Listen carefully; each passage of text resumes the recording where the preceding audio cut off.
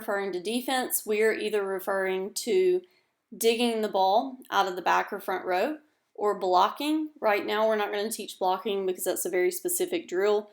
We are going to teach how to defend the other team attacking and hitting a ball at us. So when we teach defense, we teach a wide stance. So if you notice, her stance is wider than serve receive. Her back is low and flat, and she is pretty low to the ground. Her chest is up and her head's up so that she can see the entire court, and her palms are up and away from her body so that she can put her arms together high. We get into trouble when balls are hit really fast and athletes put their hands together low because, like I said earlier, with passing, the ball only knows the angle. And we also want to dig high and off the court and into the middle of the court, 20 feet high and 10 feet off the net so that our setter is not in the net. So that is the stance that we want. The first thing that we want to do is get our platform to the ball.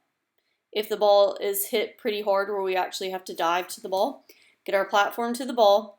And then if we have to dive, we're going to lunge over our knee and we are going to do what is called a sprawl. They used to teach rolling, but now it is quicker to pass and sprawl and less injuries. So pass, contact the ball, then sprawl, as you can see here. Base defense, once again, base would be the position you're playing out of the back or the front row. You are low and loaded like Spencer in the beginning of the video, and she moves to get to her release point, and she wants to be stopped. So here's Coach Ashley, stopped, and then diving. Hips always face your attacker because we want to dig in the court and we want to cut that angle of the ball off. So getting your hips to whoever is hitting is really going to matter. So here is a platform sprawl. I'm tossing the ball to Coach Ashley. You can do this at home. Someone you want to toss where they have to actually lunge over their knee and get the ball contacted high with their platform and then sprawl out. If you are in a house, do it on a wood floor, do it on, you can't really do it on concrete, do it on grass.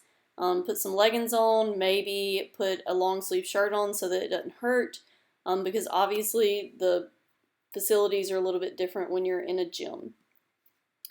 So if you can dig the ball and stay on your feet, that is super important. We would rather stay on our feet, but sometimes last resort we can't. So staying on feet, you see here, she dug high. Here's the 10-foot line. She dug 20-10. This allows for our setter to get there and run an effective offense. So once again, digging 20 feet in the air and 10 feet off. Another form of defense is going to be a run through. Like I said earlier, we don't want to be on the ground just for the show of it. We want to stay on our feet as much as possible so that we can stay in the game, because the more you're on the ground, the more likely you are to lose a point.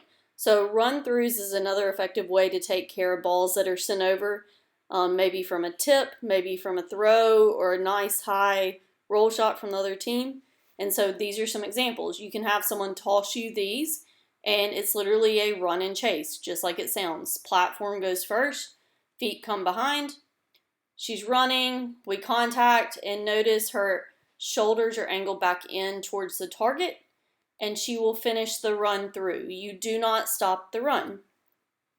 You can do this from different angles. So get your platform first, then run through the ball. Here she is again. Angle. Sometimes on these you do get to swing your arms a little bit. Sometimes the ball comes short. We run. She contacts the ball high. The closer you are to the net, the higher your platform will go. Here she's releasing to her base to defensive spot. I'm tossing low. She's running through to target. Easy ball over our shoulder, so she's same thing. She is here. She's got to cover a lot of ground. She started with a shuffle and then had to end up running to finish it. A good drill, this is called the bounce ball drill. You can have the player lay on their belly and bounce the ball and make them get up and pass the ball in defense, because it's going to simulate if they actually dive for a ball and have to get up quickly and maybe cover the attacker and cover a tip. So that is bounce ball. Here is base defense. We can get them stopped. You can have a tosser toss really low where they have to move forward and sprawl. My assistant coaches love me for this because they've been out of college volleyball for a little while. So base to defense stopped, platform first, and then sprawl.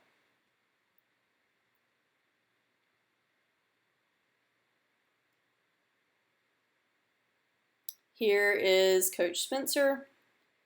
Same thing. We're teaching trying to stay on our feet so you can throw and keep our arms high. Digging, you can kind of see where we want to dig on the court a little bit higher than that, but they don't have knee pads on. That's perfect, right to target, so our setter can use it. Getting stopped, getting our platform to it, feet are stopped, angle high, arms away from our body. These are things you can do at home. All you need is a partner and a ball. This is simulating base to defense and the other team tipping. So whoever's tossing the ball can literally slap the ball. They move from base to defense, tip the ball, release, teaching them to read. You can move the tip around. I have it very controlled right now. You can make it shorter. You can make it deep. You can do whatever you need to do. So that is defense.